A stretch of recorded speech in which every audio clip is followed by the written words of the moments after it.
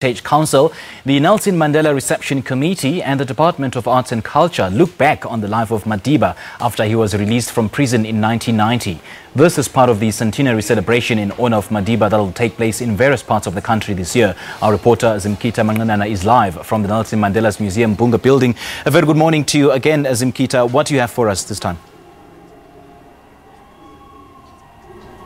Welcome back to the Nelson Mandela Museum. This time we're coming from inside the museum where how Mandela grew up, what he liked, what kind of sport he wanted, and his vision that led him to fight for the freedom and the democracy of South Africans.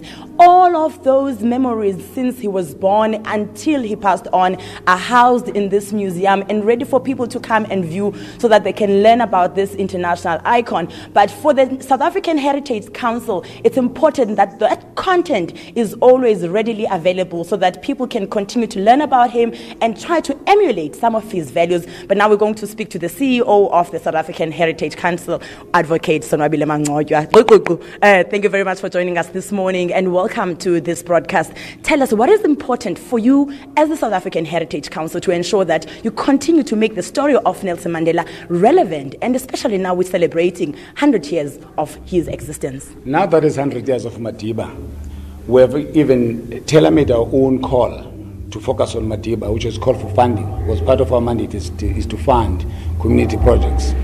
We want Madiba to dialogue with South Africans, his values of sacrifice, values of selflessness.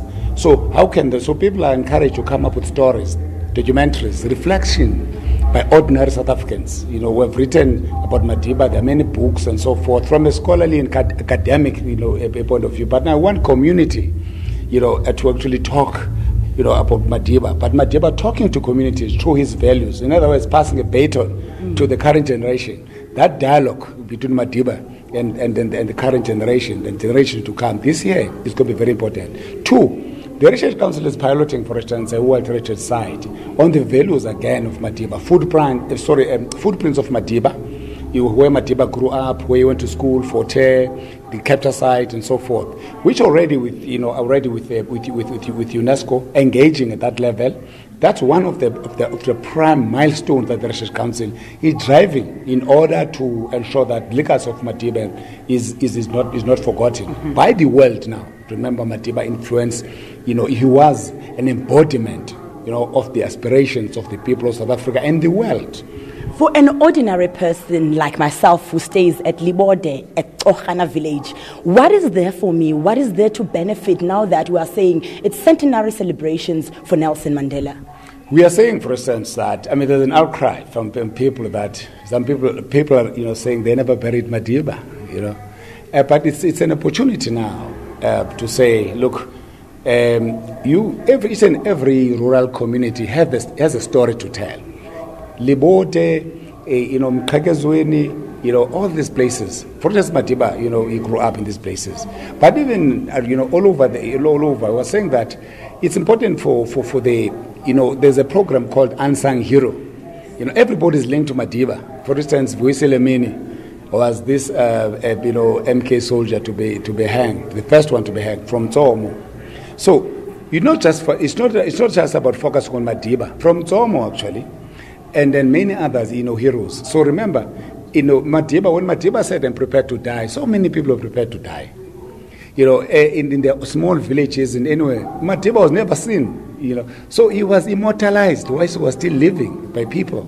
So that's why in Madiba actually, that's why he even said when he got released that ubomi bami busezandleni zenu, that quoting him verbatim, ubomi bami busezandleni zenu. It didn't mean say busezandleni. Therefore means that in order for us to remember Madiba, let's touch that unsung hero. Let's decolonize our heritage. Let's ensure that all these stories. How do we emancipate the African voice? How do I become an African in the 21st century? You're talking about Madiba now, his values, because he actually was this person who personified, the ordinary South Africans, and how to do that. So this year we're focusing, we're saying that it's high time that we actually turn tables and look at ordinary people, because Madiba, loved ordinary people. He was so simple. That is why all these stories, the tour guides that are talking about, these sites, for instance, each and every community has a story to tell.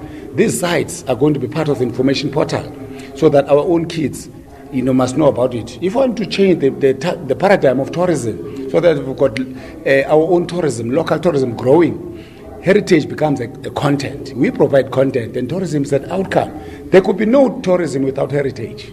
Because of time, we have to end it right there. I can see that Advocate wants to carry on speaking because the history of Nelson Mandela is so rich that it needs more time for us to continue talking about him. But I hear that the message that is being spread here is that even if you are in the deep rural area of South Africa, it is your time while people celebrate the centenary celebrations of Nelson Mandela for you to tell your own story, how you know him and what touched you while he was still alive. Well, that is the message that is continuing to be spread here, and the celebrations will continue throughout 2018, but that's all we have time for now. It's back to you in Johannesburg.